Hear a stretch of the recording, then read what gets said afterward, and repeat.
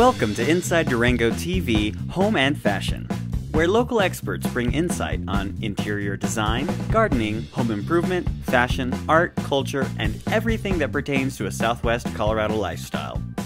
On this episode, local interior designer Nancy Downs takes us to the Plata County Home and Ranch Show to learn about the latest and most innovative products for your home. Then, Jane Gould, local artist and jeweler, takes us to the Top Jewels event at the Durango Art Center, where jewelry submitted from across the country is on exhibit this month. Inside Durango TV Home and Fashion is brought to you by Fast Signs. More than fast, more than signs. Fast Signs. Welcome to Home and Fashion, the new segment on Inside Durango TV, where we're going to be talking about things about your home, your garden, interior design, fashion, all kinds of things that pertain to your lifestyle. I'm Nancy Downs, and I'm a professional interior designer here in Durango. I'm going to be your host for today. We are at the Durango Home and Ranch Show, and there's some cool things here, and I want to show you. So come on, let's go take a look.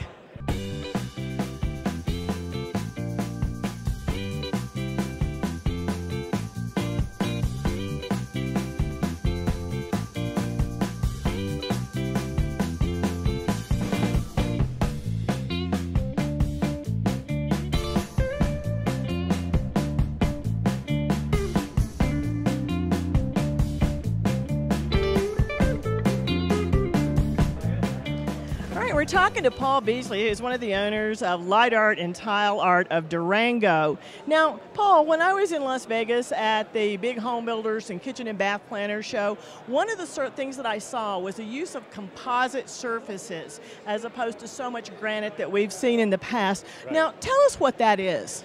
The engineered quartz material is like granite. It's got good wearability. It's tough. In a hardness scale, granite's measured, or stone is measured from 0 to 10.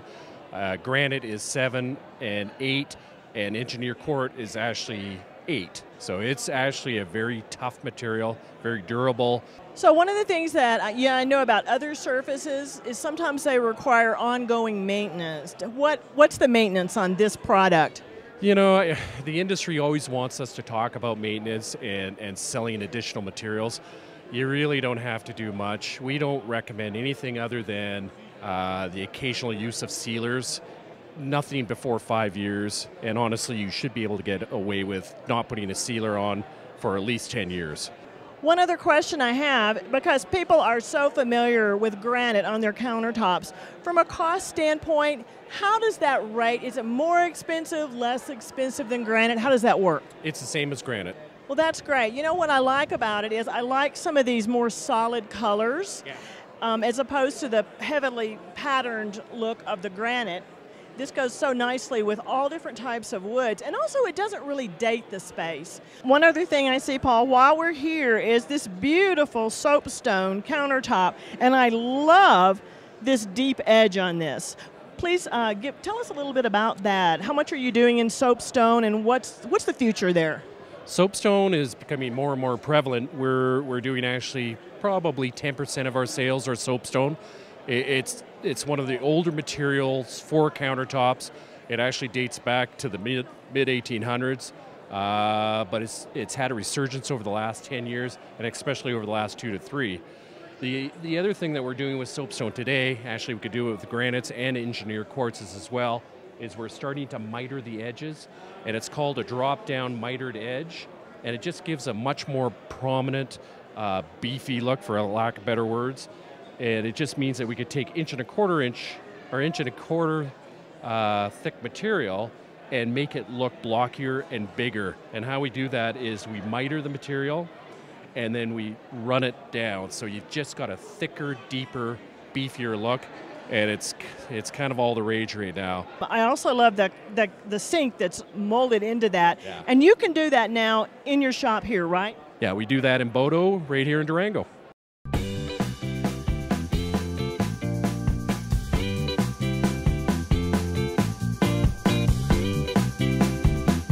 We are here with Troy of Alternative Systems. He's got a really nice product to show you here, and it's a central vac system by Beam. I've used these in houses. These are so good. Now, Troy, show us a little bit about what we would see and how this thing works. Okay. The inlet, you'd have an inlet every 600 square feet. You have a 30-foot hose you plug into the inlet that's located throughout the house. The pipe is plumbed through the house over to the motor. So you're taking 100% of what you vacuum out of the house, which makes better indoor air quality. So Troy, one of the things I hate about my vacuum is it sounds like a tractor trailer inside the house. Well, that and I don't like to vacuum, but it's so noisy. Now with the canister that's in the garage or in the closet, all we're going to hear is the motor on this unit, right here? Yes. The noise that you're going to hear, again, the motor will be out in the garage. The power head is what you'll hear in the house. A little hard to separate the noises right now. You know, don't you ever feel like sweeping something under the rug? I was evil, and I have my little bag of Fruit Loops here because this is one of my favorite features on this system, the dust fan that goes in the baseboard of your cabinet. So, oops, I dropped my Fruit Loops. So now I got to clean up your mess, huh? All right. So this, like she said, is installed under the cabinet. And we'll get Nancy's mess up here. Sweep it kind of under the rug.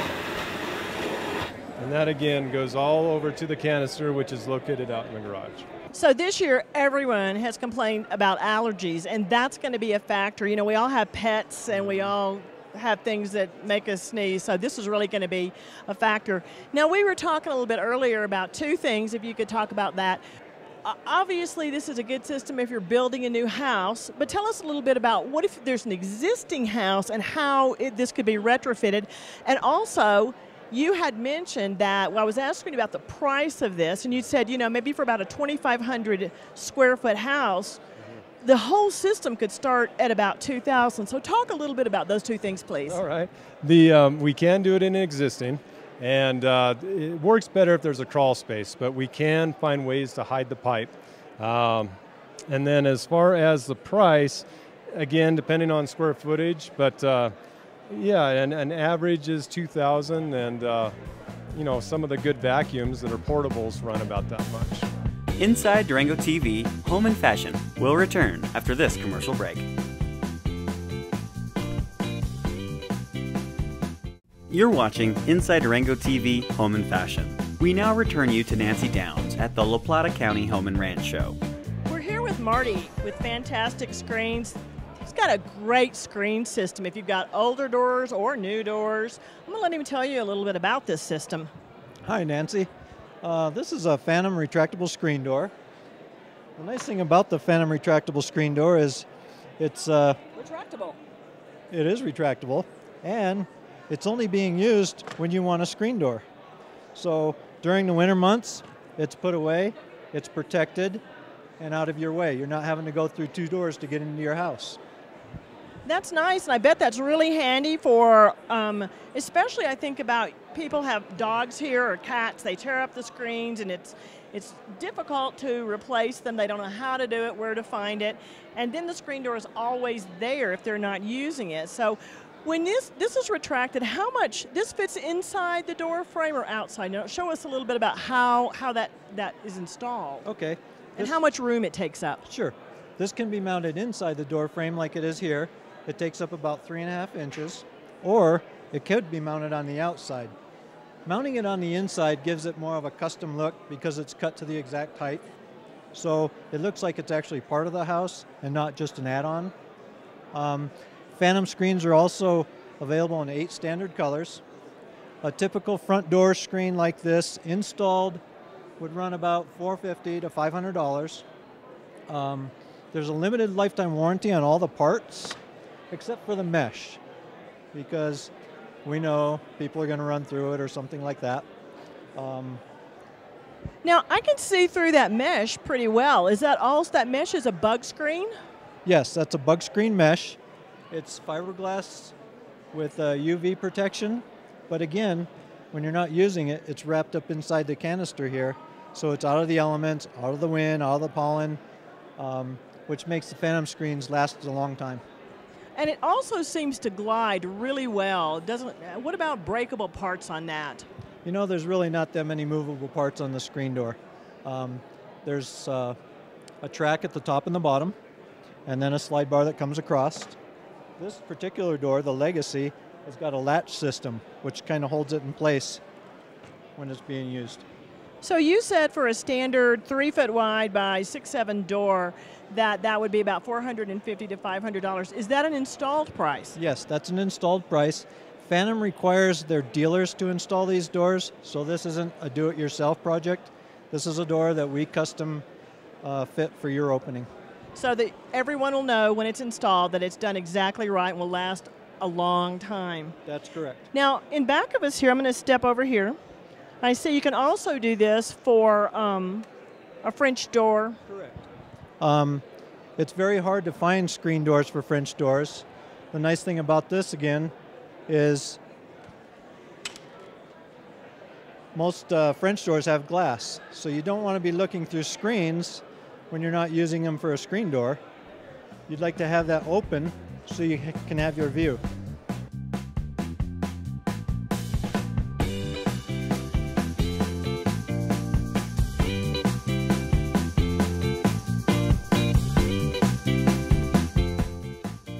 Well, this is a great end to our show here in front of Claude Steelman's beautiful photographs.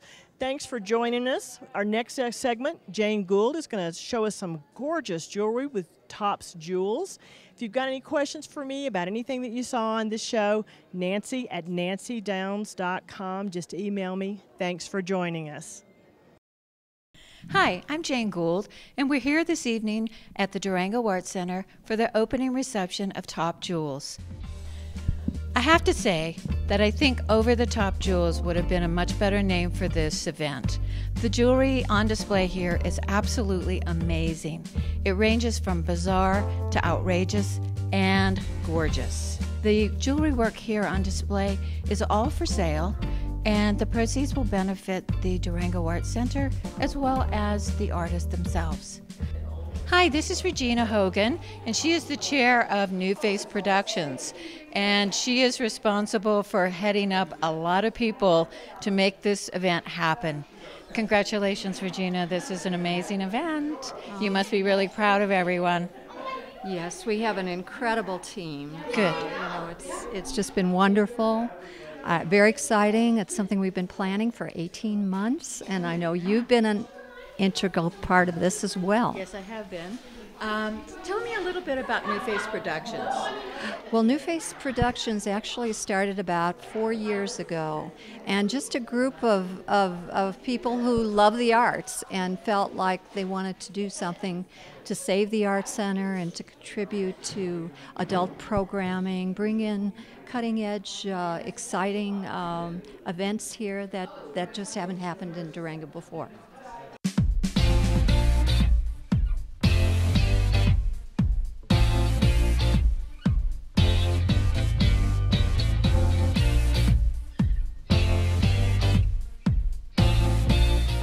With Jeff and Susan Weiss, who juried the Top Jewels event, and they are renowned jewelry artists and painting artists in their own right, and they selected 150 pieces out of over 450 entries. I don't know how you did it. Can you tell us a little bit about how you decided what was the best work? Well, I guess generally we're looking for just work that is exciting, that we respond to visually. So, and it could be, any kind of object. But do you want to talk, Susan, more about? Yeah, and the use of materials is really important. It's just a gigantic really a movement in this country in the last 20 years. People use a lot of different materials, clay and felt, and it just sort of breaks through the old concept of gold and diamonds, So we're like, here we have this piece that's pencils. Right. This is pencils and graphite. So this is Lisa and Scott Cylinder. They're a couple, and they live in a wonderful old stone house out in the Amish country in Pennsylvania. And yeah, so they are kind of repurposers. They particularly like using musical instruments. So if you look at these pieces, I think you'll recognize the shapes of different parts of instruments. We have a flute. Well, this is the tail piece from a violin has become this wonderful horse. So it's more about the art expression than maybe the mechanics of it. And that's really important to us. When we're jurying it through slides, so we can't hold the piece, we can't really inspect the way it's made. So it is more about the expression and the materials that we see. In the case of the cylinders work, it has this kind of funky quality to it. On the other hand, though, I mean, there's other pieces that are very technical and exactly. Actually even a mechanical aspect to them. And actually, when Susan and I were talking about doing the jurying, I think that was the main thing that we wanted to bring out, though, was that range of material and all the different things that people are using, and also in regards to scale too. Some things are very big, but still really important for us that they wear on the body nicely. Like this is one of our pieces Susan's wearing, and it's extremely lovely, as all their work is. Big exuberant piece, but it lays really beautifully. You know, I mean, is it comfy? Yes, I like we can get out and it's called mint shimmy. candy. Yeah. One of the things that I thought was really interesting about what you chose is I think I had said earlier, I mean, it's from avant-garde to bizarre to outrageous to gorgeous. So it's a real array of jewelry. It isn't just the wild and crazy stuff. There's some amazing fine jewelry here by master jewelers that is so elegant. Right. So there's really everything at this show. It's just, I mean, you did a wonderful job doing this, and thank you so much. Thank you. Appreciate it. Inside Durango TV, Home and Fashion will return after this commercial break. You're watching Inside Durango TV, Home and Fashion. We now return you to Jane Gould at the Top Jewels exhibit. I'm here with Allison Buxbaum Barnett of Patina Gallery. And Allison, thank you so much for doing this. This has been incredible. I don't know how you did it. Can you tell me a little bit about how the jurying process goes? Well, the process was stressful because there are so many fabulous works in this exhibition. I totally agree. Jeff and Susan Wise did a great job really distilling it down from, I think, about 500 submissions down to maybe 150. Right. And then I had to choose 8 from that, which what really was not easy. I can imagine. And how do you do it? What's the process? What do you look at? You know, for me, because I have a gallery, you know, I really had to trust my own instinct and my own gut and a sort of an immediate reaction to something. And there were many pieces that I could have given an award to. I think I went to Todd. He's one of my favorite artists living today. This is Todd Pardon. This is Todd Pardon. He comes from upstate New York. His father was a really important metalsmith and teacher at Skidmore College in Saratoga Springs. Nice. And he really taught Todd a lot about how to make jewelry. But what I love about how Todd really adds to what he does. I mean, so much of it is about his own personality and what he brings to the work. And he's inlaying these metals. He's inlaying.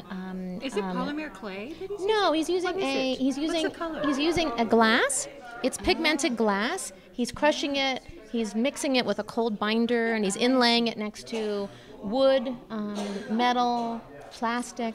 And he makes these figurative studies. And I think because the family, his father was a teacher, his mother was a weaver. They collected little figures, and I know a lot about him because we have his work in the gallery. So the idea of having a brooch that can lift off the stand and then have as a secondary piece of sculpture is fantastic. And that's what I love about it. Because why hide that away when you're not wearing it? It's just so fabulous. You wouldn't want to hide it. Yeah. And it's so whimsical, and yet it's so elegant. Yeah. It's just beautiful. So Christy Klug does these 3 pieces in the case. And Christy, originally from Austin, now lives in Illinois. What I love about Christy is that she's doing this, I believe it's called opal enamel, and she is using a graphite pencil So the piece that I actually gave the award to is this piece here, where she's basically scribbled with a graphite pencil and then enameled that. And for me, I love the organic shape of it. I love that concave shape and that opalescent quality to the enamel.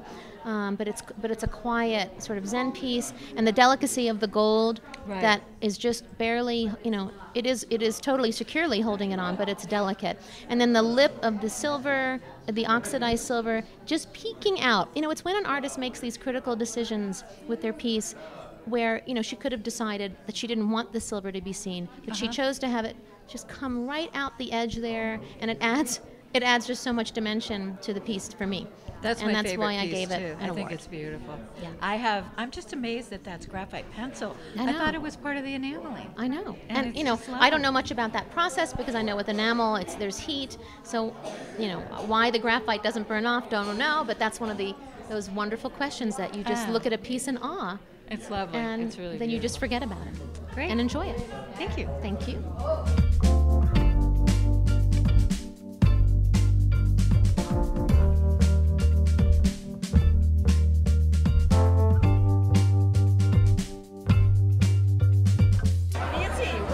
Of this show. It's extraordinary. It's extraordinary. It's such a beautiful presentation. I think we're so lucky in this town, don't you? Yeah. To have an exhibit of this caliber, these wonderful artists from all over the country bringing this art to us. I think so too. I have seen. I can tell that you are a lover of jewelry. So I'm do you sure have a we favorite all are. piece? Oh, I have. I love the best of show brooches. Immediately, we love them. There's a beautiful ring right here that I would walk away with if I could. It's Nancy Conrad's. Oh, really? She's a local artist, and it's from polymer clay, and it's lovely. Wonderful. I agree, because I want it too. It's just so creative. The work here is like an art exhibit in a wonderful museum. These are all works of art, and you just want to come back over and over to this show, don't you? I agree. Just keep looking. Well, there's so much to see, and you cannot get it all in one viewing. Oh no. You need time with these pieces because they are so complicated. Many of them are very complex. Oh, and they take some studying. I'm not smart enough to do it in one trip, so I'm going to come back many, many times. Good. Well, great. I'm so glad you're enjoying the show, and thank you so much. Thank you for bringing it here. Oh, you're so welcome. Be sure and stop by in the next few weeks to see this incredible show. You don't want to miss out on it. This is jewelry artists at their absolute best.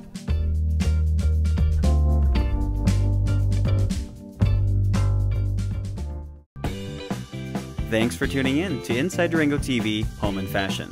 This program is brought to you by Fast Signs. More than fast, more than signs. Fast Signs.